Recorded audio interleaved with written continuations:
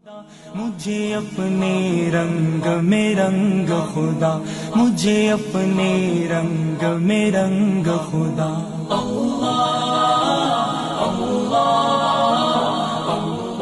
नहमदुहु व नुसल्ली अला रसूलिहिल करीम। बिस्मिल्लाहिर रहमानिर रहीम।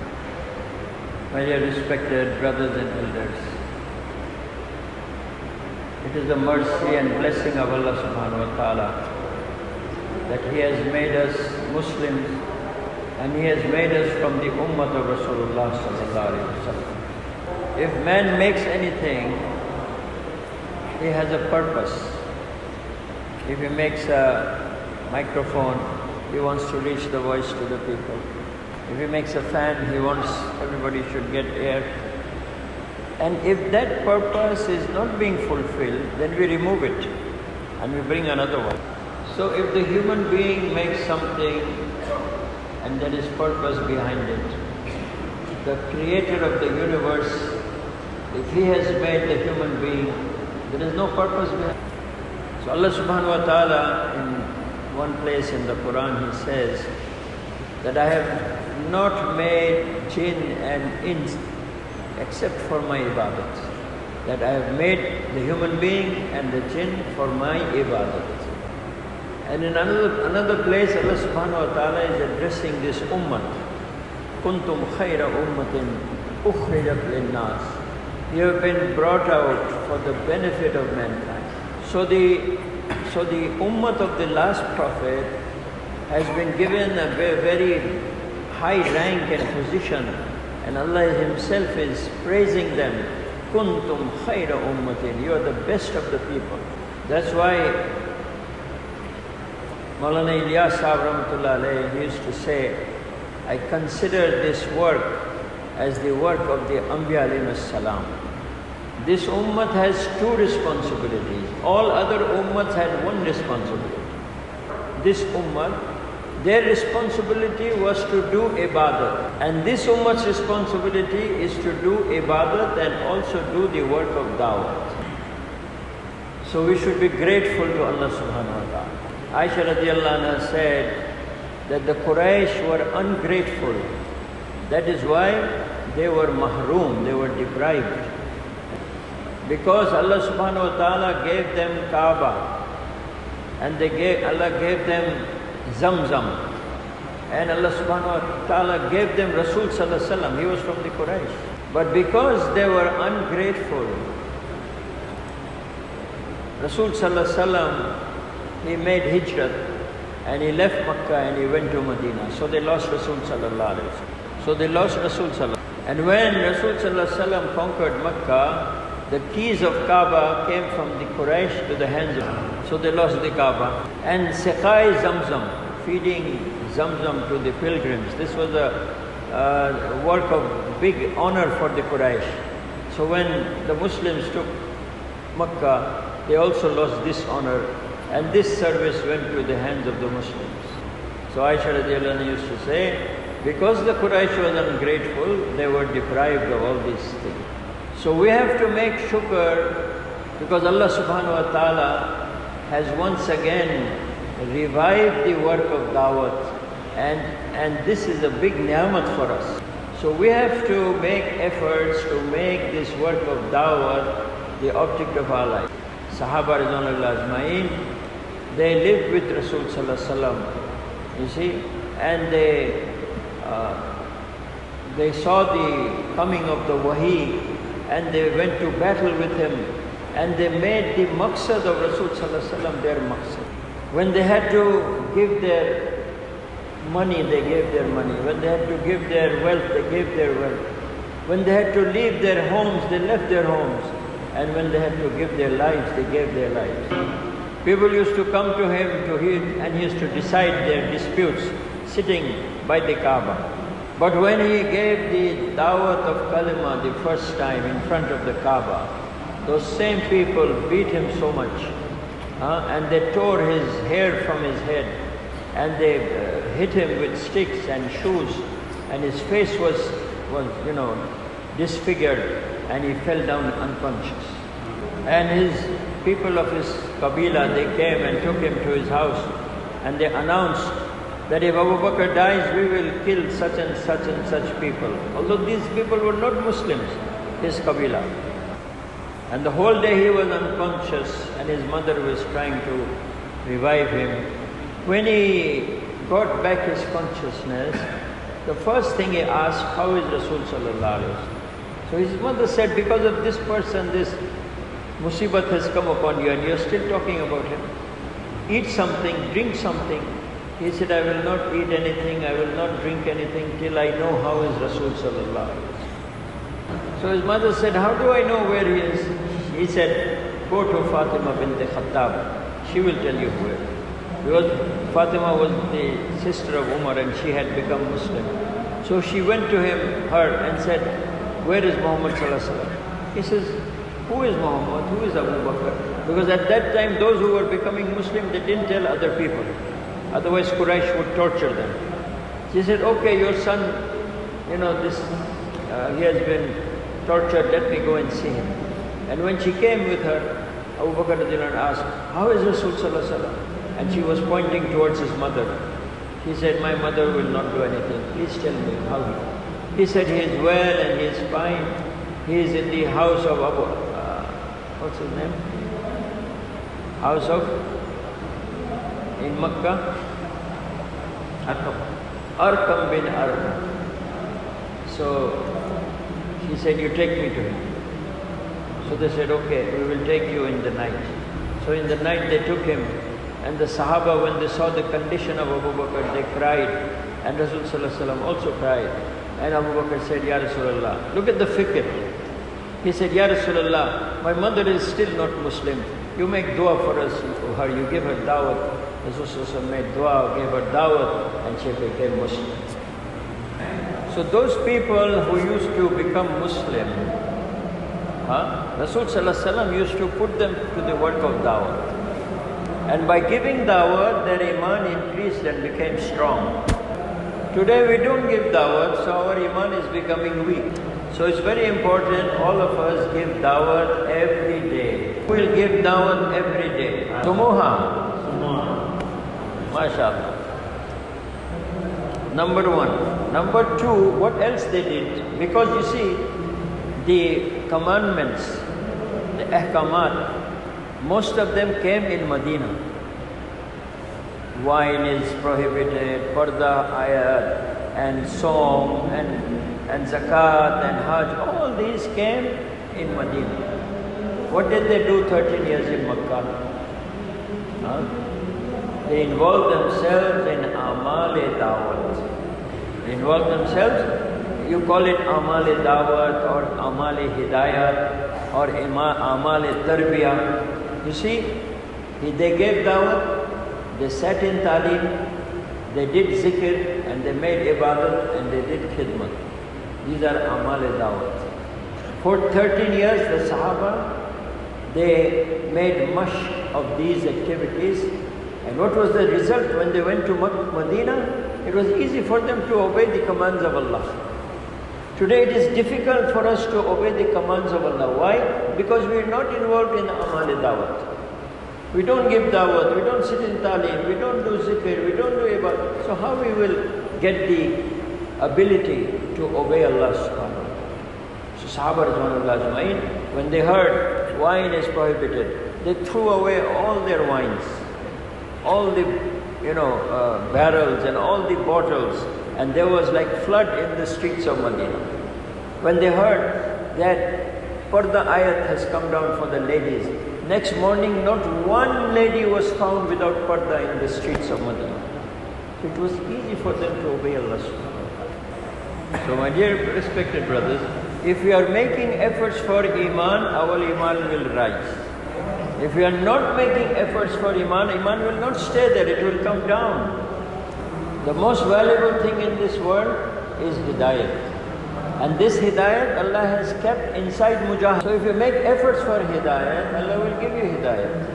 If you don't make efforts for hidayat, you will not get hidayat. Dunya you can get without making efforts.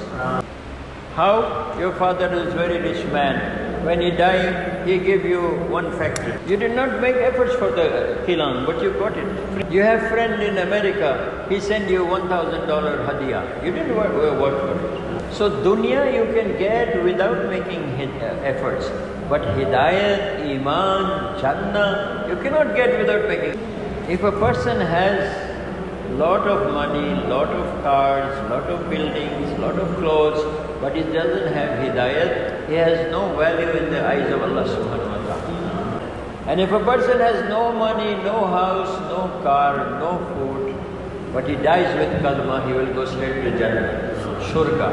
So iman is valuable, hidayat is valuable. The dunya has no value. Allah subhanahu wa ta'ala, in one hadith, it is said that if the value of dunya was equal to wing of a mosquito, the mushrik and kafir would not get water to drink. So mushrik and kafir, are they drinking water?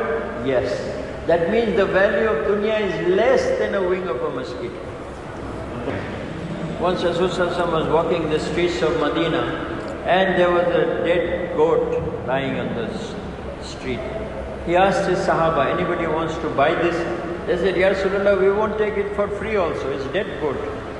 He said, as this goat is in front of you, the dunya is like this in the eyes of Allah subhanahu wa ta'ala. So that thing which has no value in the eyes of Allah subhanahu wa ta'ala, why we are giving it value?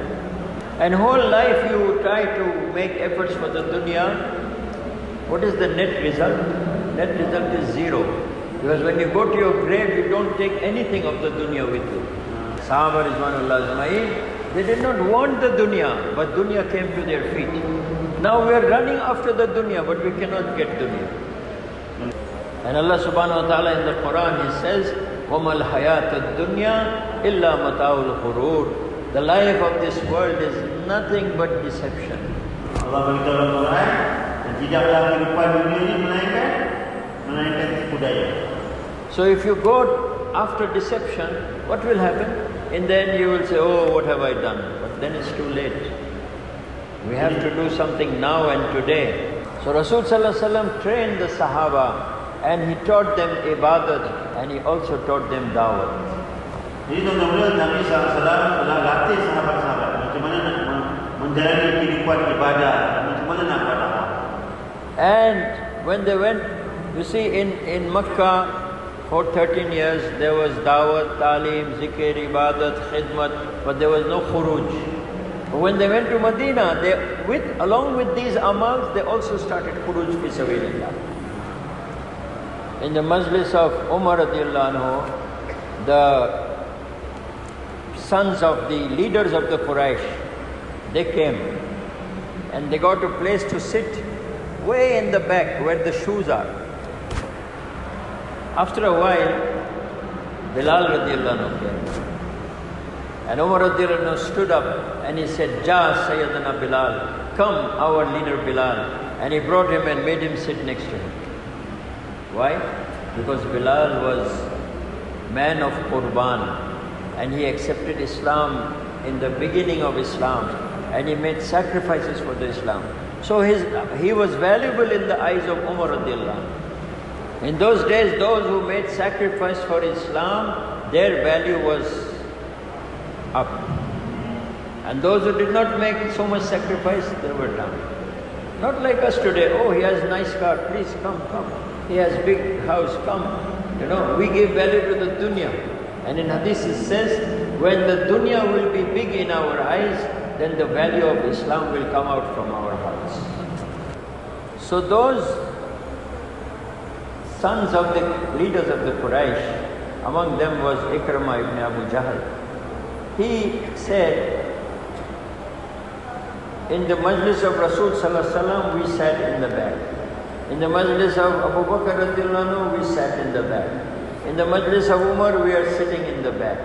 What will happen to us in the majlis of Allah subhanahu wa ta'ala? So he went to Umar radiallahu anhu and he said, what will happen to us? So Umar radiallahu anhu indicated, why don't you go in the path of Allah? Because when people go in the path of Allah, their value rises. All their amal become very, very valuable. So he said, go in the path of Allah. So Ikramah ibn Abu Jahl, he took 400 of his Qabila and he joined the Battle of Yarmouk. The Battle of Yarmouk was beside the river Yarmouk in Jordan. And it was a very big fight with the Christians, where 40,000 Christians were killed and 400 Muslims were shaheed. And the waters of Yarmouk had become red with the blood of the people who died. So in one point of the battle, the Muslims were retreating. So Ikramah, he stood up and he said, "Who will make bayat with me on death? Who is ready to die?" So his people started coming and making bayat with him. So Khalid bin Walid radiallahu anhu, he was the commander-in-chief of the army. He said, "Ikramah, wait, don't make bayat with death now. You have a lot of work to do. I need you for many work." Hazrat Ikramah ibn Abu Jahl, he said, "Oh Khalid, you have become Muslim for so long ago. You had so much chance to serve Islam. Let me do something also." And he went forward and he became shaheed. Khalid bin Walid radiallahu anhu, he was dying in his bed and he was crying. He was saying, "I have joined more than 100 jihads. And every jihad my desire was I become shaheed. But I did not become shaheed, and now I am dying in my bed like the women folk." One friend came, he told him that, "Look, I am dying like the ladies at home. Remove from my leg some cloth, you will see, not one span you will find where there is mark of bow or spear or sword. Remove the cloth from my chest and you will not find 1 inch where there is no, mark of a wound. And from my arms also. And I, Khalid, I am dying like a lady in the house." So his friend, he consoled him. He said, "Oh Khalid, you could not die in the path of Allah." He said, "Why?" He says, "Because Rasul Sallallahu Alaihi Wasallam has called you Saifullah." Saifullah means the sword of Allah. So the sword of Allah can never be broken. That is why you did not die in the path of Allah. So he passed away in Syria, in the town of Hims. And when the news came to Medina, his Qabila, especially the ladies of his Qabila, Bani Makhzoom, they cried so much that they even came out to the streets crying. Umar radiallahu anhu, he said, "What is this noise?" So people told him that the news of Khalid radiallahu anhu reached the ladies of Bani Makhzoom and they are crying and they have come out in the streets. So Umar radiallahu anhu, his instruction was, ladies cannot cry loudly. You see, if he found anybody crying loudly over somebody, he would go with his stick, So he went and took the whip from his place. He went to the door and he sat down. And he told himself,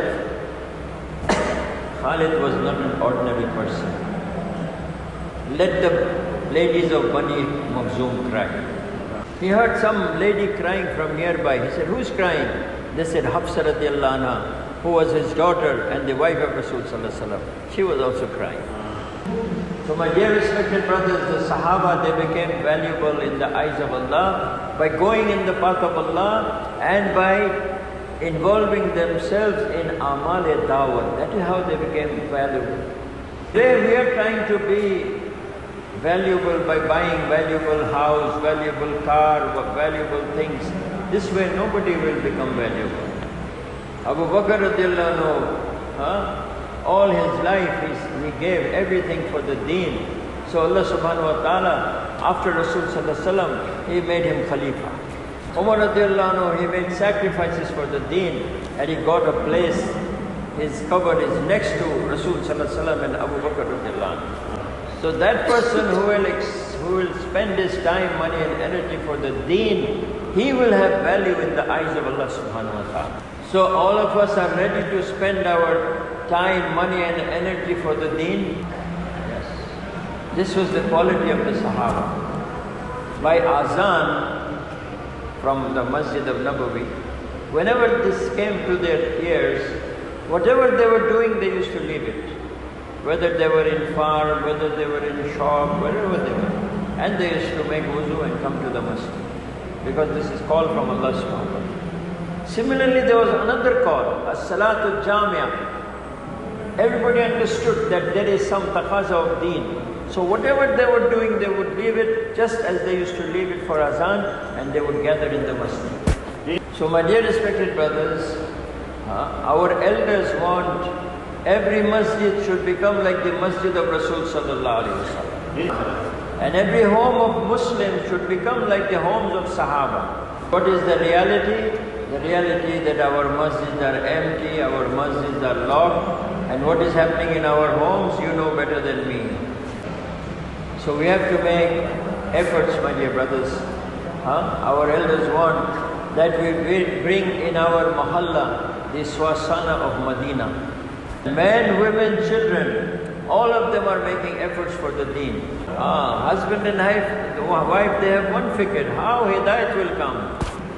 So inshallah ta'ala, that is why, my dear brothers, the men will make the environment in the masjid, and our ladies will make environment in their respect. Anybody who will come to masjid will be influenced and affected by the amal of the masjid.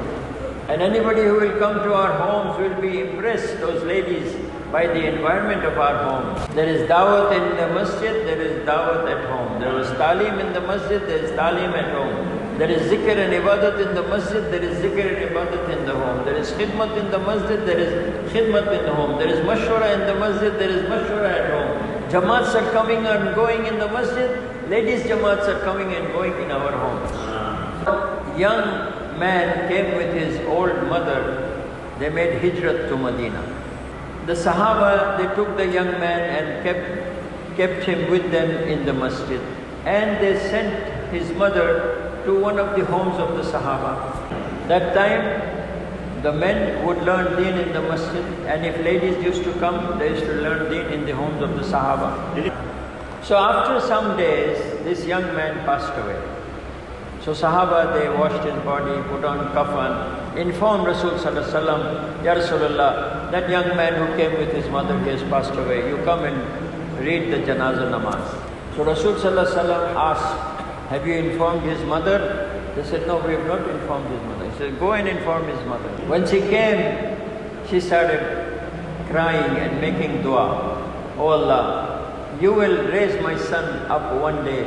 You raise him up now. You give him life now. Otherwise our people, they will make fun of us. You went and became Muslim and now you have lost your son. So she kept on making dua and kept on crying. And this young man, he sat up. And the Sahaba said, in the morning we washed his body, and in the afternoon we had food with him. And he had long life. He lived in the time of Rasul sallallahu alaihi wasallam, in the time of Abu Bakr, in the time of Umar, in the time of Usman radiallahu anhu, he died in some battle. So the reason I am saying this, where this new Muslim lady learned such iman and such, dua, that she raised her dead son back to life in the homes of the Sahaba. If 500 new American Muslim ladies come to Sri Pataling, are we ready? Do we have enough homes that they will take care of them and they will teach them the deen? So that's why it's very important, brothers. We go in the path of Allah and we also take our ladies in the path of Allah. Unless we go in the path of Allah, we will not understand this word. Sidia? Semua orang sedia, insyaAllah.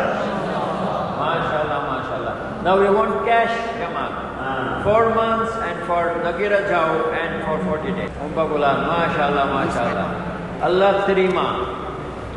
Terima? Allah terima. Yes, brothers, MashaAllah, MashaAllah. Allah Kubur. Okay, brothers, listen now. This is very important.